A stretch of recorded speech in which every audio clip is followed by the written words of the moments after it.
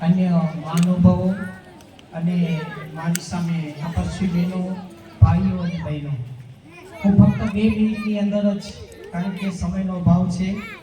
આમ જો અનુભવ કેવા બેસું તો મને 2-3 કલાક તો જોઈએ, કારણ કે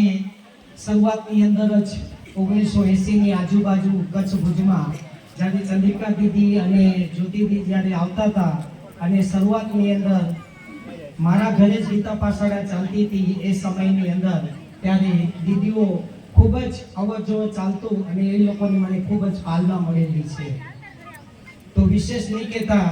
કે જે આપણા ધાંગધ્રા શહેરનો જે આપણા સર્વેની ખૂબ જ ધગધગતી તપસ્યા કરી છે, હર દિલની અંદર ધગધગ કરીને અને ખૂબ જ તમે સેવા કરી, ખૂબ જ તપસ્યા કરી છે